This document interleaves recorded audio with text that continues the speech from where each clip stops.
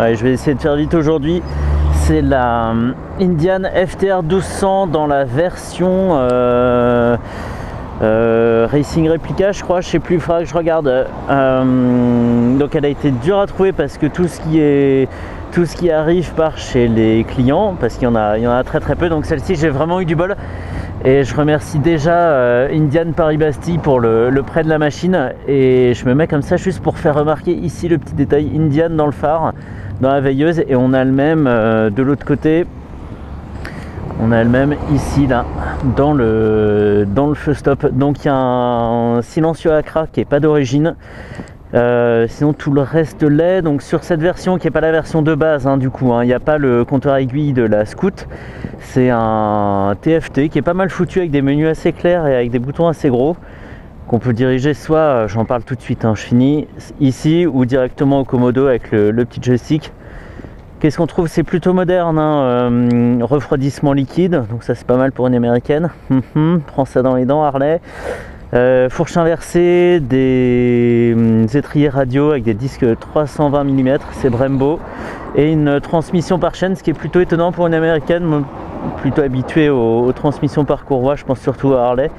Et de look comme ça, elle fait un petit peu penser à la Harley XR 1200, mais en moins lourde quand même. Celle-ci fait 230 kg pour 120 chevaux. C'est pas mal. Rapport de 2 pour 1 quoi. 120 chevaux, et pour finir avec les chiffres, le couple est dispo à 6000 tours. Donc pas très bas mais pas très haut non plus.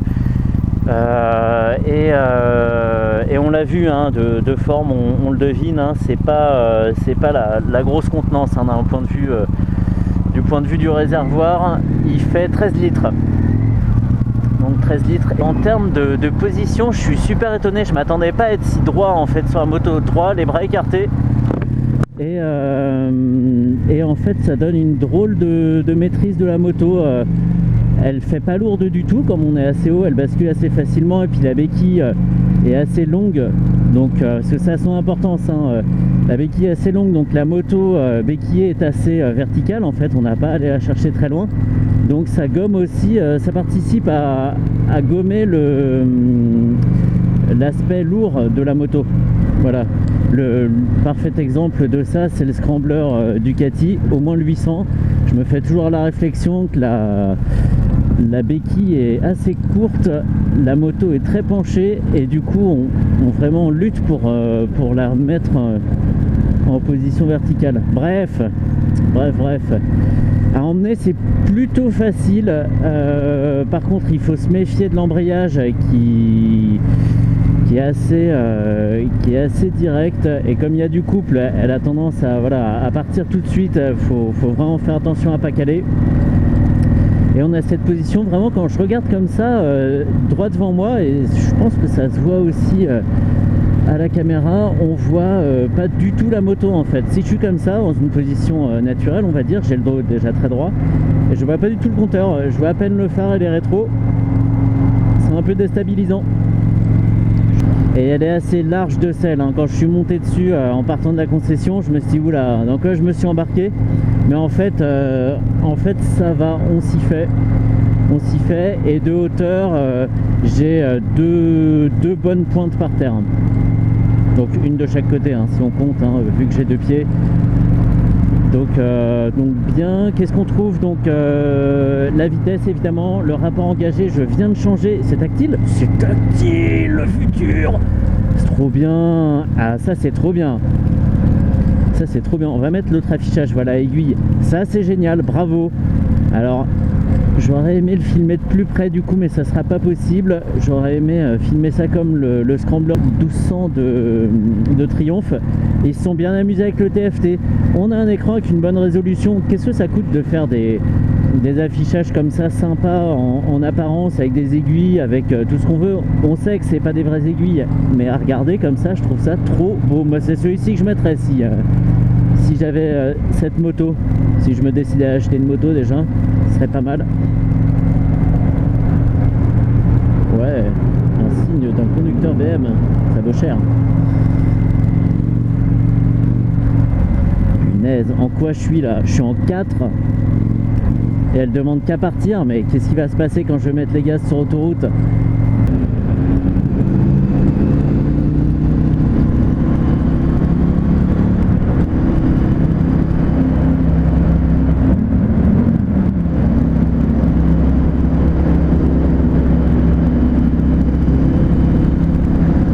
Je suis encore en 5 à 90 à 4000 tours. Allez.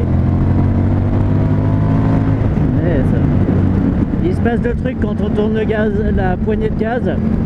Déjà, on se durcit un peu sur les bras, ça tire pas mal en arrière et on sent que vraiment elle y va, ça tracte vraiment beaucoup derrière.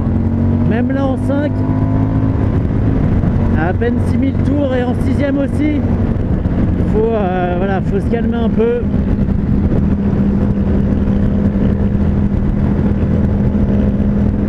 Et la position des pieds est marrante, ils sont un peu en arrière et on n'a pas les jambes trop pliées pour autant. Ça donne quand même une petite position, pas sportive, mais il y a un peu de ça quoi.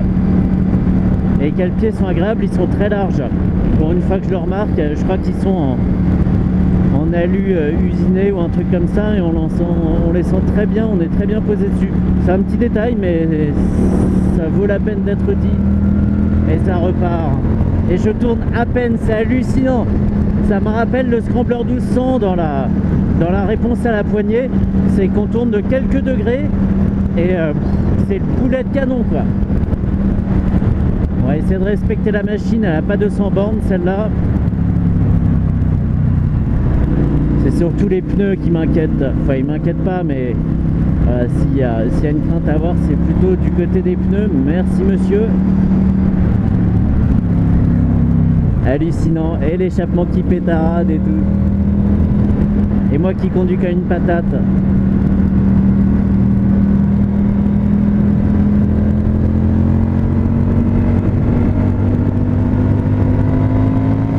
Aïe aïe aïe. Mais c'est dingue. C'est dingue en 5ème à... J'ai pas le droit de le dire. Mais en 5ème à... Ouais, là j'étais à 6-7 000 tours. Elle réattaque mais comme si on faisait un démarrage en seconde quoi. C'est un putain de boulet de canon et elle vibre tout ce qu'il faut, juste ce qu'il faut. On a l'impression d'être sur une bête et c'est vivant quoi. Et on aimerait qu'il n'y ait personne, pas de police, pas de radar. Mais alors là ça serait... Alors c'est vraiment pas la grosse américaine peinard hein. Celle-ci, c'est pas une moto tranquille. Pas du tout, quoi. Je vais rester en 5ème, hein, puisque c'est la vitesse à tout faire. Mais en 6ème aussi, c'est bien. Faut se calmer, faut se calmer. Là, je voudrais qu'il y ait personne, quoi. Je voudrais qu'il y ait personne. Donc, fourche réglable, hein, d'après ce que je vois. Détente et compression, évidemment. Et il y a les rétros, ça mériterait peut-être des rétros en dessous ou en bout de guidon. Ceux-là, on n'a rien à dire, hein. Ils sont pas moches, ils sont pas beaux non plus. Mais ils sont pas originaux quoi. C'est dommage avec tout le reste de la machine qui est pleine de détails, de couleurs, de matériaux. Voilà, c'est... je sais pas. Bref.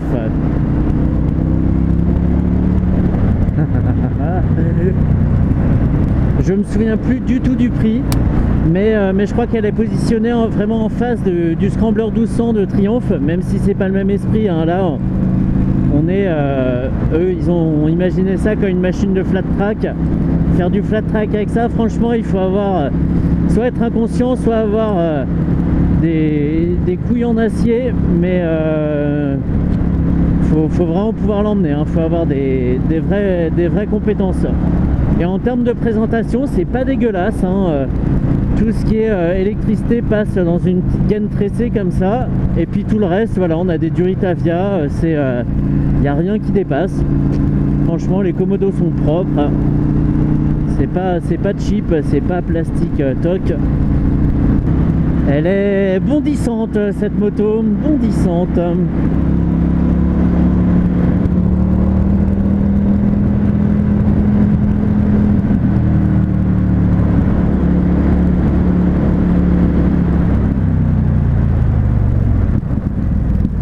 Là je peux pas vraiment juger du freinage parce qu'elle est neuve, donc disque et plaquettes sont pas rodeux, ce freinage constant du début à la fin quoi. Comment ça je conduis mal? Oui, oui.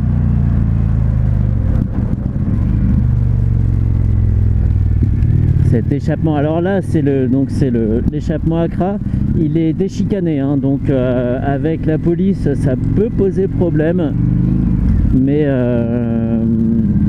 il fait un bruit très sympa, ça vibre, ça claque, on le sent dans tout son corps quoi. Elle est agile, hein, elle se met sur l'angle facilement, on n'a pas peur d'y aller.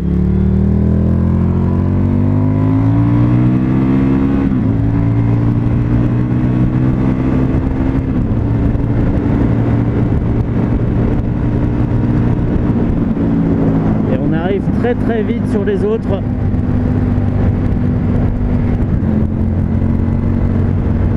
Punaise.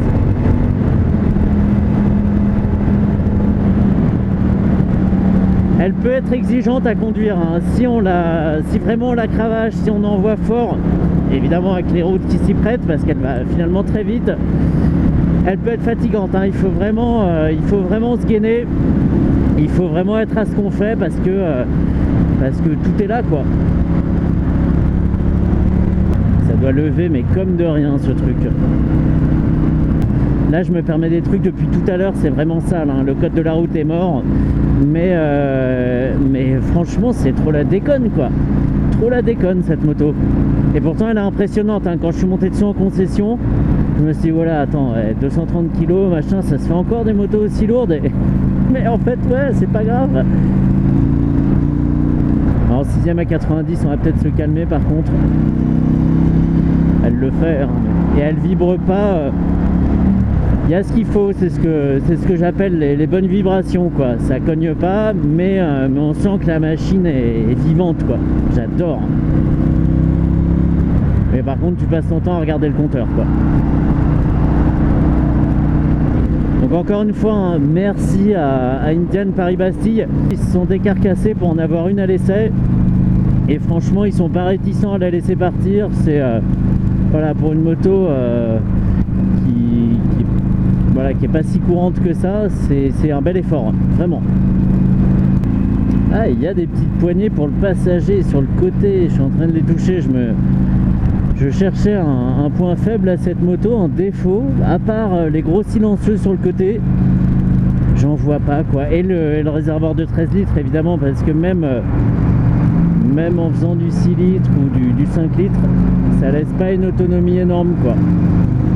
Mais bon, on va dire que c'est parce que c'est une américaine. Voilà, ça passe. Allez, ça passe. On a déjà vu pire, hein, les réservoirs de 8 litres. Ça existe aussi. Hein. Bam, ils ont failli se rentrer dedans. C'était beau, ça.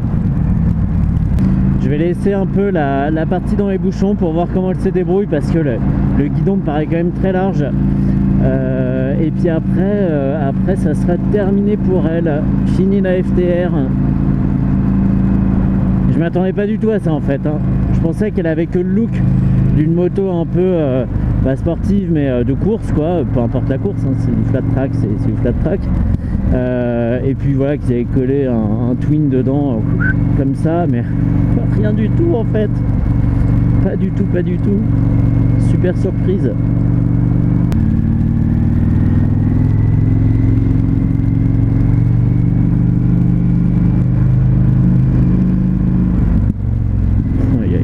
Claquement. Allez vas-y, je t'en mets une tranche.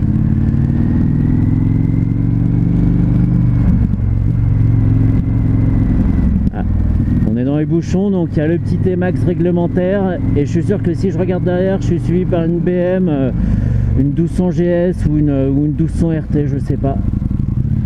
Ça passe. Et là au moins on tricote pas de la boîte vu qu'il y a beaucoup de couples. Mais par contre, faut se méfier du poids sur les freinages.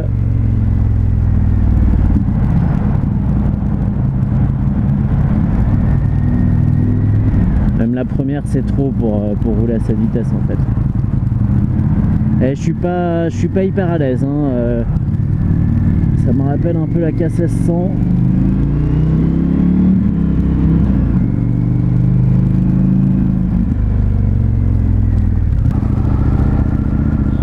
En termes d'amortissement, pardon, merci, puisque j'en ai pas parlé encore, c'est un peu sec. C'est un peu dur. Après, sur les fourches réglables, c'est pas étonnant parce qu'il faut vraiment l'adapter à son style de conduite, son poids, etc. C'est pas étonnant, mais ça tape un peu de l'avant.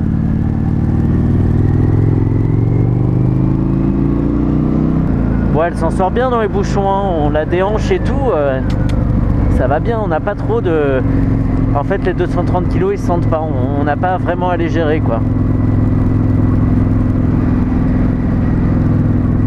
Ah, merci, monsieur.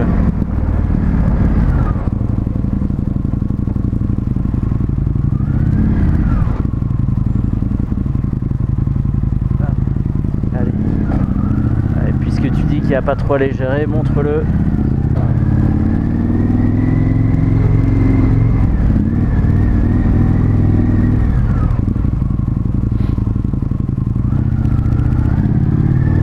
Les rétros qui me font peur, les rétros de la moto, je sais pas pourquoi, j'ai un souci avec et j'ai l'impression qu'ils vont taper vraiment tout ce qu'il y a sur le chemin, quoi. Ouais, je peux aller doucement sur l'embrayage.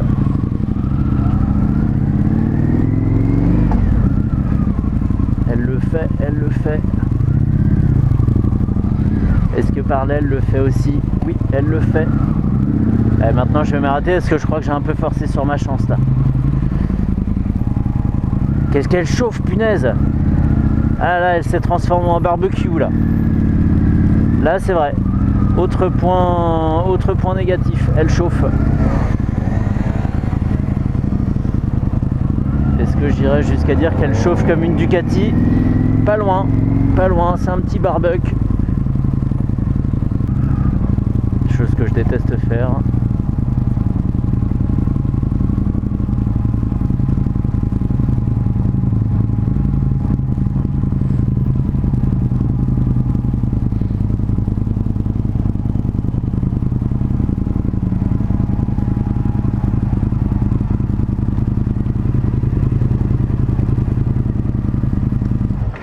Hop, petit barbecue.